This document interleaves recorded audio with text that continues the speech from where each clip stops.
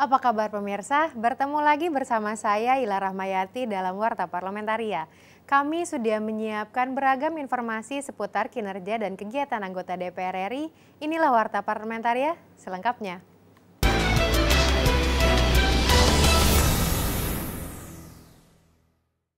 Anggota Komisi 8 DPR RI Ali Taher menyayangkan pembatalan keberangkatan ibadah haji tahun 2020 oleh pemerintah. Anggota Komisi 8 DPR RI Ali Taher menyayangkan pembatalan keberangkatan ibadah haji tahun 2020 oleh pemerintah.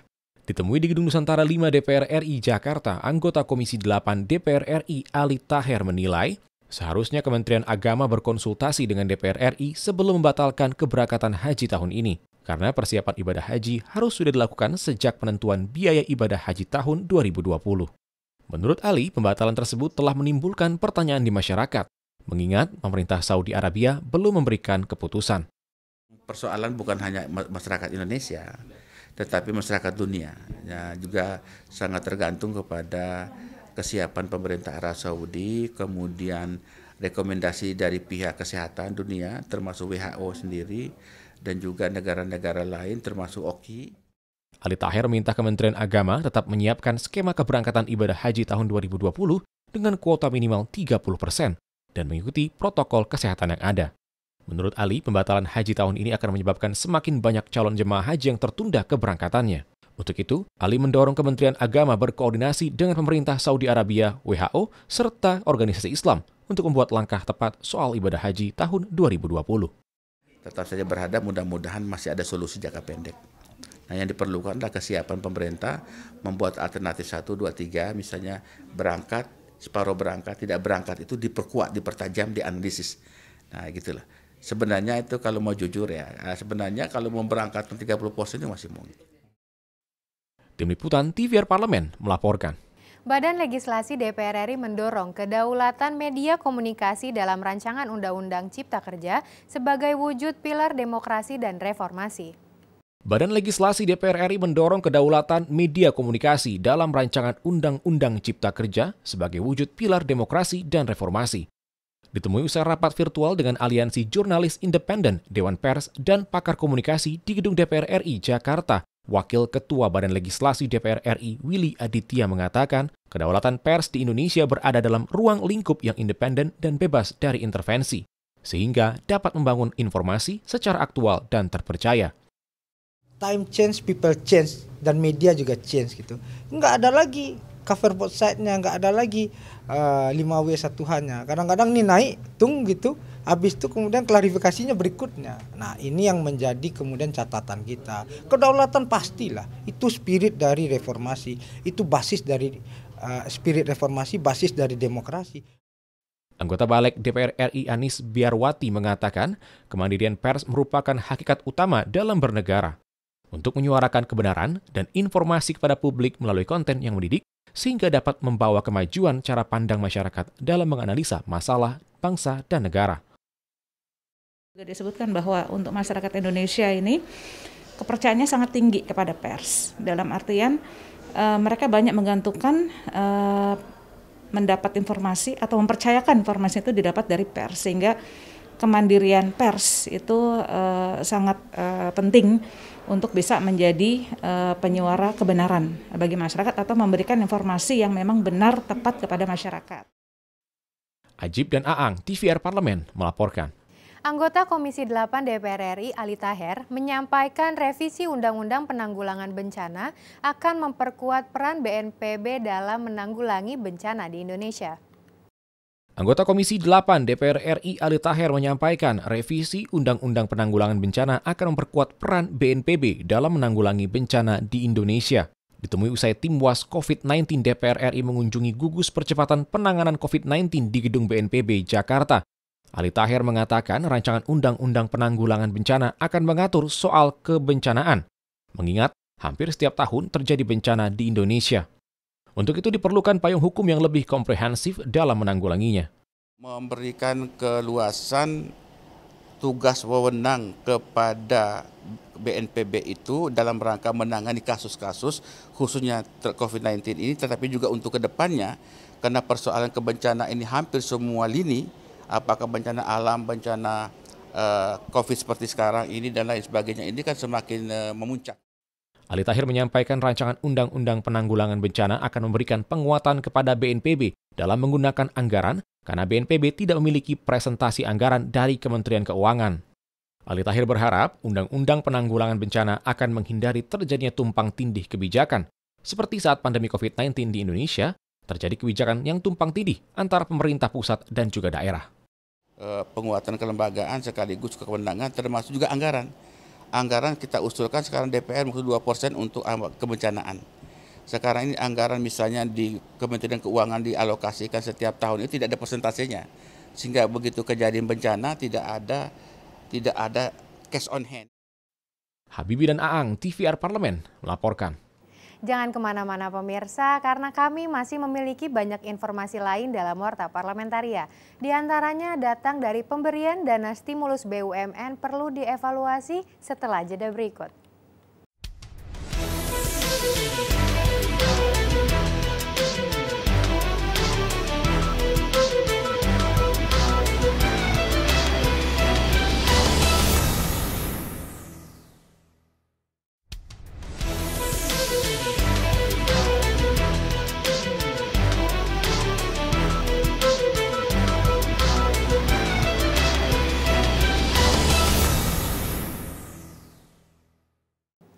Anggota Komisi 6 DPR RI meminta pemerintah mengevaluasi rencana pemberian dana stimulus pada BUMN di masa penanganan pandemi COVID-19 di Indonesia. Anggota Komisi 6 DPR RI meminta pemerintah mengevaluasi rencana pemberian dana stimulus pada BUMN di masa penanganan pandemi COVID-19 di Indonesia. Pemerintah menyiapkan Rp154 triliun berupa pembayaran utang negara terhadap perusahaan, penyertaan modal negara, dan dana talangan sebagai stimulus agar BUMN bisa tetap berjalan dan berkembang. Ditemui saat rapat kerja dengan Menteri BUMN di Gedung Nusantara 1 DPR RI Jakarta, Darmadi Durianto meminta pemerintah mempertimbangkan kesiapan dan kemampuan perusahaan-perusahaan BUMN yang akan menerima dana stimulus. Karena bantuan tersebut merupakan pinjaman yang harus dikembalikan beserta bunga yang sudah ditentukan. Environment ke depan new normal ini, berapa penurunannya? Secara operation bisa sustain nggak? Apalagi ditambah pinjaman kan tambah beban. Jadi bisa sustain nggak ini? Kalau nggak bisa sustain ya nggak bisa kembaliin kan? Kalau nggak bisa kembaliin ya. Anggota Komisi 6 DPR RI Herman Hairon mengatakan dengan berlakunya Perpu nomor 1 tahun 2020, pemerintah seharusnya bisa memprioritaskan pengalokasian dana untuk penanganan pandemi COVID-19, seperti ketersediaan pangan, obat-obatan, dan alat kesehatan. Nah, kalau opportunity dalam COVID ini adalah bidang pangan dan farmasi, ya kita genjot di situ aja. Genjot dulu di situ. Sambil mempertahankan eksistensi terhadap korporasi lainnya. Meskipun kemudian di dalamnya ada restrukturisasi dan ada penyehatan efisiensi ya terhadap korporasi di BUMN. Ferdian dan Sanjaya, TVR Parlemen, melaporkan. Badan Legislasi DPR RI menilai RUU Omnibus Law Cipta Kerja tidak akan efektif jika realisasi dan implementasi di lapangan tidak sinkron yang berakibat tidak adanya kepastian hukum atas usaha dan investasi. Badan Legislasi atau Balek DPR RI menilai rancangan Undang-Undang Omnibus Law Cipta Kerja tidak akan efektif jika realisasi dan implementasi di lapangan tidak sinkron yang berakibat tidak adanya kepastian hukum atas usaha dan investasi. Dalam rapat dengar pendapat umum dengan Kadin dan akademisi, anggota Balek DPR RI Darmadi Durianto mengatakan pemangkasan sejumlah regulasi yang tumpang tindih dalam Omnibus Law harus disertai kepastian hukum. Pemerintah harus konsisten menjalankannya agar tidak hanya menarik investasi, melainkan juga menciptakan lapangan kerja untuk masyarakat Indonesia. Misalnya dilarang begini, ternyata boleh. Atau boleh begini, ternyata nggak boleh. Boleh jika pakai jumlah tertentu, ya, sejumlah tertentu uang. Nah, ini akan mempengaruhi daripada investasi di Indonesia. Nah, kedua bahwa kita harapkan investasi yang masuk sini yang padat karya betul-betul menciptakan lapangan kerja. Hal senada disampaikan Ketua Balek DPR RI Supratman Andi Aktas yang menilai banyaknya regulasi yang dikeluarkan oleh pemerintah, baik peraturan pemerintah maupun peraturan menteri seringkali bertentangan dengan ketentuan yang lebih tinggi, sehingga diperlukan jaminan keberlangsungan investasi dalam implementasi rancangan Undang-Undang Cipta Kerja nantinya. Ini faktor-faktor pendorong dan ini yang menghambat, itu petanya kita sudah miliki. Dan salah satunya memang ini menyangkut soal regulasi kita. Nah, tetapi apakah nanti itu tergantung kemauan politik pemerintah? Karena decision maker-nya kan ke pemerintah. Ayu dan Sanjaya, TVR Parlemen, melaporkan. Komisi 11 DPR RI meminta pemerintah memulihkan kondisi ekonomi nasional pasca pandemi COVID-19 atau corona dilakukan secara bertahap dengan konsep new normal. Ditemui saat rapat panja pembahasan DIM Rancangan Undang-Undang Cipta Kerja secara virtual di Gedung Nusantara 1 DPR RI Senayan, Jakarta baru-baru ini, anggota Balik DPR RI Fauzi Amro optimis ekonomi Indonesia segera membaik pasca pandemi COVID-19, mengingat Indonesia selamat dari resesi ekonomi akibat pandemi virus corona tersebut. Fauzi mengungkapkan keberhasilan Indonesia melewati ujian ekonomi tersebut disampaikan oleh media asal Amerika Serikat, Politico.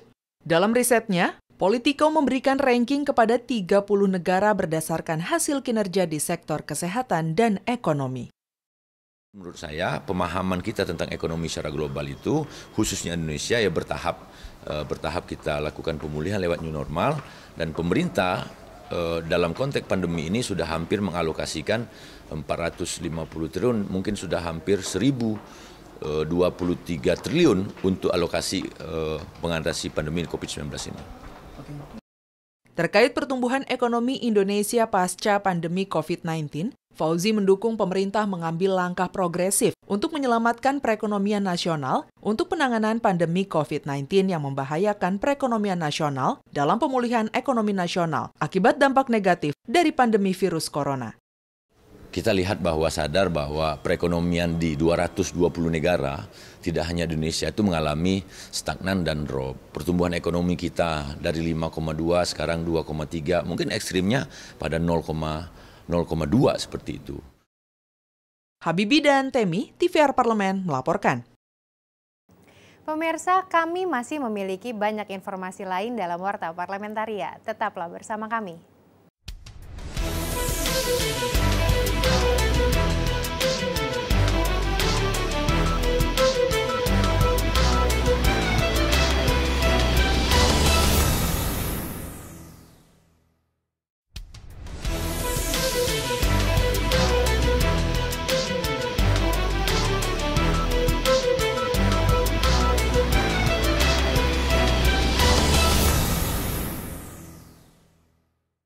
Badan Keahlian Sekretariat Jenderal DPR RI menggelar web seminar membahas persoalan ketahanan pangan di masa new normal pandemi COVID-19. Ditemui di Gedung Nusantara 2 DPR RI Senayan, Jakarta baru-baru ini, Kepala Pusat Perancangan Undang-Undang Badan Keahlian Sekretariat Jenderal DPR RI, Innocentius Samsul mengungkapkan BKDPR mengangkat isu ketahanan pangan karena persoalan pangan merupakan salah satu kebutuhan pokok masyarakat. Menurut Innocentius, ketahanan pangan akan berdampak pada ketahanan nasional, untuk itu perlu menjadi perhatian DPR RI, pemerintah beserta seluruh stakeholder terkait persoalan pangan ini. Innocentius menyampaikan, di masa new normal pandemi COVID-19, kondisi aktivitas masyarakat belum sepenuhnya efektif, sementara kebutuhan akan pangan tetap berjalan terus. Topik ini penting dan kami justru dengan kegiatan ini mendorong agar semua stakeholder yang terlibat dalam ketahanan pangan ini, baik pemerintah, DPR maupun masyarakat itu sendiri, untuk kita memberikan perhatian yang serius soal ketahanan pangan ini. Innocentius menambahkan kebutuhan pangan di masa pandemi COVID-19 terus meningkat, sementara suplai terganggu karena adanya faktor produksi dan distribusi yang terdampak wabah COVID-19. Kita berharap melalui seminar ini ya, dari IPB bisa memberikan inovasi ya, pemikiran-pemikiran inovatif, terus pemerintah bisa secara gamblang menyampaikan kepada publik apa yang akan dilakukan sehingga masyarakat bisa memberikan masukan, dan dari DPR pun bisa terus bermitra dengan pemerintah untuk mencari solusi bagaimana mengatasi ketersediaan pangan selama pandemi Covid ini. Oki Zulindra dan Bahri, TVR Parlemen melaporkan. Ketua Badan Legislasi DPR RI Supratman Andi Aktas mengatakan setiap kegiatan usaha dan investasi pasti akan bersentuhan dengan bidang lingkungan hidup maupun kehutanan. Untuk itu, Balik DPR RI memandang perlu sumbangsi pemikiran dari para pakar agar rancangan undang-undang yang dihasilkan ini dapat menjawab seluruh potensi resiko terutama berkenaan dengan lingkungan hidup dan kehutanan.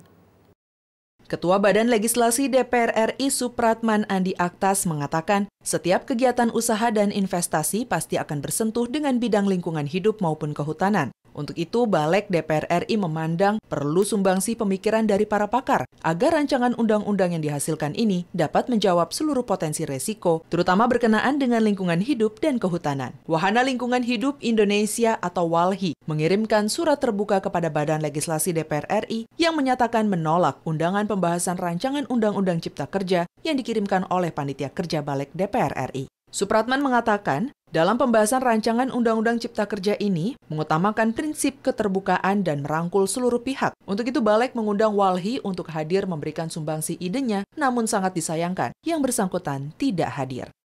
Kalau kita hanya kacamata kuda melihatnya hanya dari sisi lingkungan, ya soal keberlanjutan masyarakat kita yang mau kasih makan siapa, Pak? Nah, ini juga telaannya harus komprehensif, holistik kita berpikir. Supratman mengatakan dalam pembahasan rancangan Undang-Undang Cipta Kerja DPR RI selalu terbuka dan mengajak seluruh pihak untuk bersama menuntaskan program legislasi ini. Ia menegaskan, posisi DPR RI saat ini akan selalu mengutamakan aspirasi masyarakat terkait dengan klaster-klaster krusial yang terdapat dalam rancangan Undang-Undang Cipta Kerja.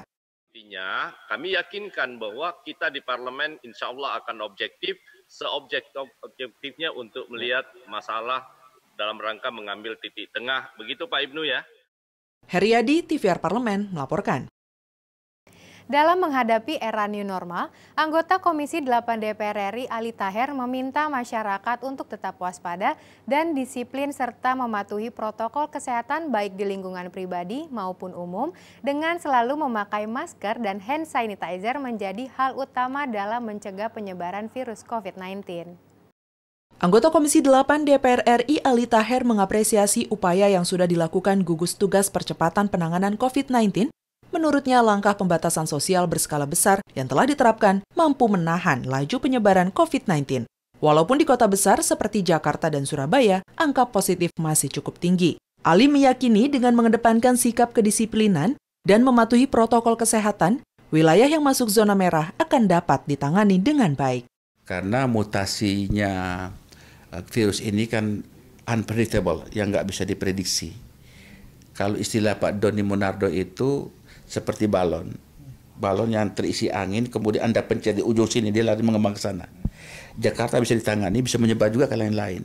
Oleh karena itu, bagi zona-zona merah itu atau zona-zona yang lain itu supaya masing-masing mematuhi.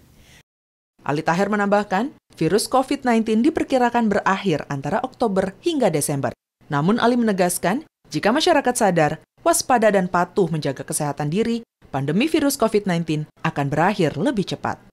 Saya mendengar langsung dari Pak Jenderal Doni Monardo sebagai Kepala BNPB itu yang ditugas oleh pemerintah untuk menangani COVID ini memang perkiraan antara Oktober sampai Desember. Tetap perkiraannya, sudah perkiraan. Tetapi melihat perkembangannya nampaknya lebih cepat, ini kita mendoakan. Ini juga ikhtiar dari semua pihak, ikhtiar dari semua orang ya yang telah melakukan aktivitas ini. Jadi mudah-mudahan ini bagian dari cara kerja yang memberi hasil yang maksimal. Tim Liputan TVR Parlemen melaporkan. Demikianlah beragam informasi seputar aktivitas DPR RI yang sudah kami susun dalam Warta Parlamentaria. Saya Ila Rahmayati beserta kerabat kerja yang bertugas undur diri. Terima kasih atas perhatian Anda. Sampai jumpa.